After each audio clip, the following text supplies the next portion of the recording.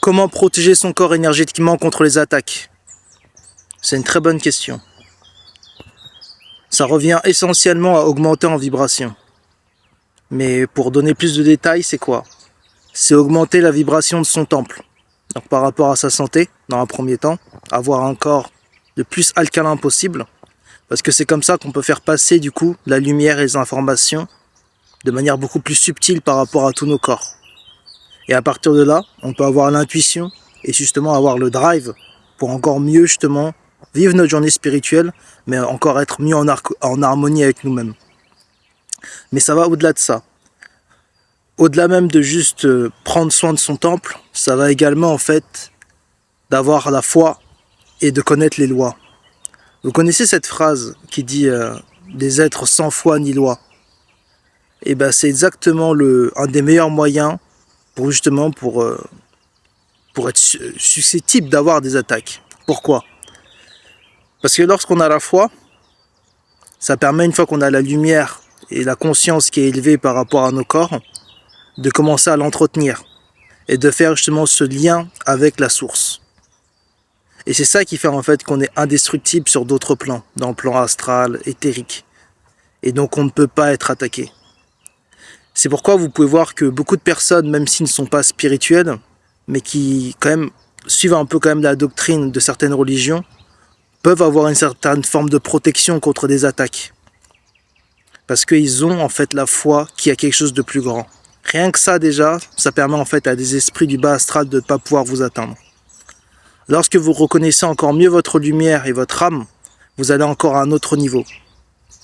Et dans un deuxième temps, il y a également la loi. Les lois qu'on a dans ce monde, ce sont des lois faites par rapport à un système. Mais les vraies lois de la nature et du cosmos, c'est les lois universelles. Donc il faut étudier les lois universelles, les lois de la polarité, les lois de la causalité, cause à effet, toutes ces choses-là. Parce que lorsqu'on étudie ces lois, on comprend en fait comment être en harmonie avec la nature et comment être en harmonie avec le cosmos. Être en harmonie avec le cosmos, c'est également être en harmonie avec soi-même. Parce que tout en fait tout est connecté, de microcosme et de macrocosme. Notre corps, c'est déjà un univers. Notre corps, c'est déjà un univers.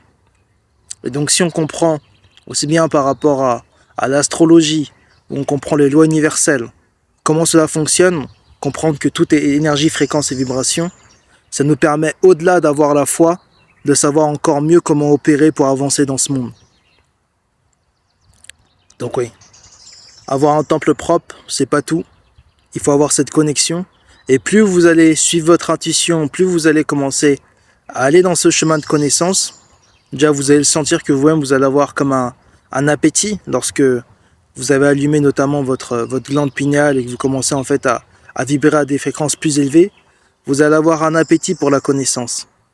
Et une fois que vous allez avoir cette connaissance, c'est pas tout de l'avoir, c'est maintenant de la mettre en action. Parce que ça peut prendre des années de connaître certaines choses, de connaître certaines lois. Mais c'est uniquement lorsqu'on les met en fait dans une routine de vie, qu'on les unit à notre vie en fait, de manière naturelle, que ça prend vraiment effet. Et après, c'est un cercle vertueux qui est perpétué après année, et qu'on vit au jour le jour. Mais donc oui, faut pas se tracasser à rendre la chose plus compliquée.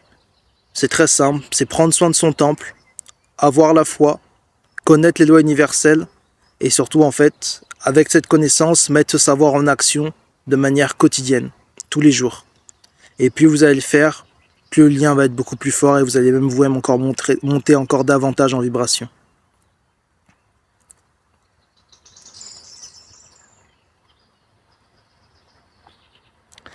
Il y a ce truc qui est assez marrant, c'est que on peut en effet, au-delà même de ça, encore une fois qu'on a cette connaissance, pousser la chose encore un peu plus loin en fonction de nos capacités et surtout en fait de notre appel, de notre mission de vie. Je pense notamment aux personnes qui utilisent les pierres précieuses ou les personnes, par exemple comme là je suis dans la nature, qui se reconnectent à la nature. Toutes ces choses-là, les herbes médicinales. En fonction de votre chemin de vie et de là où vous voulez aller, il y a aussi certaines choses que vous pouvez rajouter. Les pierres en font partie. Ça peut être ça, ça peut être tout ce qui est médecine holistique, ça peut être les huiles essentielles. Ça peut aussi augmenter la qualité de l'eau que vous êtes en train de boire. Évitez de boire de l'eau en bouteille, boire de l'eau avec des bouteilles en verre, parce qu'il y a beaucoup de choses qui sont mauvaises dans ces bouteilles-là. C'est plein de petits réglages que vous faites de manière au quotidien, qu'il faut en fait que ça va vous élever petit à petit. Il y a également, si vous pouvez vous renseigner, tout ce qui est hormono-atomique, tout ce qui est argent colloïdal. Ce sont en fait des choses que vous pouvez prendre pour encore mieux accélérer les fonctions cognitives de votre cerveau, pour aller encore beaucoup plus vite, pour être beaucoup plus performant. C'est comme si vous mettez un boost en fait dans votre cerveau, dans votre mental. Ça, c'est plein de petits détails que vous pouvez rajouter après en plus, mais si on les met tous bout à bout, que ce soit par exemple quelqu'un qui a besoin d'être très productif par rapport à son chemin de vie, il a besoin d'entreprendre et créer de grandes choses, ça peut l'aider. Quelqu'un qui a besoin plus justement de se connecter à la nature et qui va traiter par rapport aux plantes et qui va faire un enseignement par rapport à ça, il peut en effet utiliser les cristals et des cristaux et autres éléments de la nature pour encore mieux se connecter. Et une des choses aussi, c'est l'enracinement forcément, connaître comment on est énergie. Quoi que soit notre chemin, c'est se reconnecter un maximum avec la nature. Je sais que c'est pas forcément facile lorsqu'on est dans le système et qu'on travaille en ville et qu'on a un train de vie et qu'on est pris dans le système concrètement. Mais il faut savoir qu'en fait, dans ce monde-là, le temps, c'est ce qu'on a de plus précieux. Et concrètement, on n'a jamais le temps. Le temps, il faut se le créer. Et si vous ne prenez pas soin de créer ce temps pour vous, vous prenez soin de vous, ça peut être un bain, ça peut être marcher pieds nus dans la nature, pour recharger et en fait enlever les énergies justement que votre corps a emmagasinées de manière négative, ça peut vous faire des blocages qui, mis bout à bout, peuvent vous ramener justement en fait à perdre en vibration et être susceptible d'avoir des attaques. Il y a également vis-à-vis justement des boissons spiritueuses. Il faut savoir que les boissons spiritueuses, notamment qu'on peut voir notamment en magasin ou même dans certains clubs, sont en fait aussi une certaine médecine. Pourquoi ? Parce que comme le mot l'indique, on peut se connecter aux esprits avec ces boissons. Donc vous pouvez faire des rituels avec. Non pas qu'il faut boire tous les jours, mais si vous avez besoin de faire des rituels de célébration, que vous voulez faire des offrandes à la nature ou même par rapport à vos ancêtres, ce sont des boissons que vous pouvez utiliser. Et lorsque vous allez faire votre chemin spirituel, vous allez être guidé par rapport à vos ancêtres sur quel type de boissons sont bons pour le rituel. Une chose que je conseille au-delà même de la boisson spirituelle pour le rituel, c'est éventuellement faire des offrandes, comme si certains de vos ancêtres aiment les cigares, c'est mettre des cigares, des fleurs, plusieurs choses, des fruits, faire des offrandes. Et toujours utiliser les points cardinaux. Toujours utiliser les points cardinaux en vous mettant au centre pour que le rituel soit vraiment effectif. Et le meilleur rituel que vous pouvez faire, c'est le rituel que vous créez vous-même. Il y a des livres de grimoires ou autres où vous avez des rituels qui ont fonctionné depuis des millénaires et des millénaires pour des tribus, pour des personnes qui étaient hautement initiées. Mais le meilleur rituel que vous allez pouvoir créer, c'est le rituel lorsque vous vous connectez à vous-même, qui vient de votre intuition, où vous mettez tous ces éléments de la nature, que ce soit l'eau, que ce soit le feu, que ce soit l'air, la terre, où vous mettez le maximum d'éléments pour être en harmonie avec tous les règnes, et où vous vous mettez au centre. Vous faites passer votre message, vous faites votre offrande. Si vous pouvez ramener également des bougies, c'est quelque chose de plus pour ce rituel. Mais tout ça, j'ai encore des manières beaucoup plus, on va dire, avancées de se protéger par rapport à son corps, par rapport à son temple contre les attaques spirituelles. Donc voilà, je ne vais pas faire une vidéo trop longue. Là, j'ai donné les informations telles quelles. Si vous avez des questions, n'hésitez pas à les mettre en commentaire.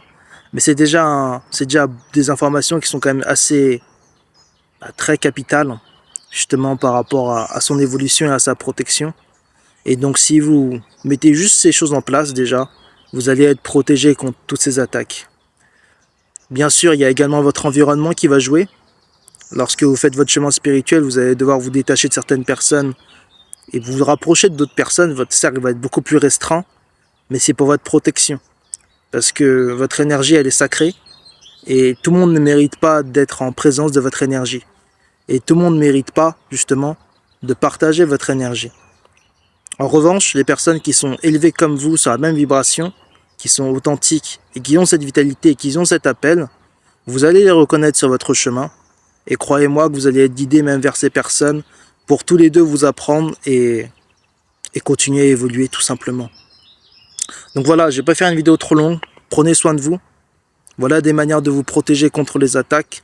Ça revient à prendre soin de vous, faire attention à votre corps, beaucoup de connaissances et les mettre en application par rapport à tout savoir que je vous ai expliqué. Et surtout comprendre en fait que la prière notamment, la prière permet de augmenter votre vibration avec votre source principale lorsque vous reconnaissez votre lumière et connaître et étudier les lois universelles. Parce que tout est énergie, fréquence et vibration. Et si vous connaissez les lois universelles et que vous avez foi en votre lumière, on ne peut pas vous attaquer. Après, c'est uniquement un cercle vertueux qui va vous ramener à vibrer toujours plus haut, à être en meilleure santé et surtout à être le meilleur de vous-même. Prenez soin de vous, on se voit à la prochaine.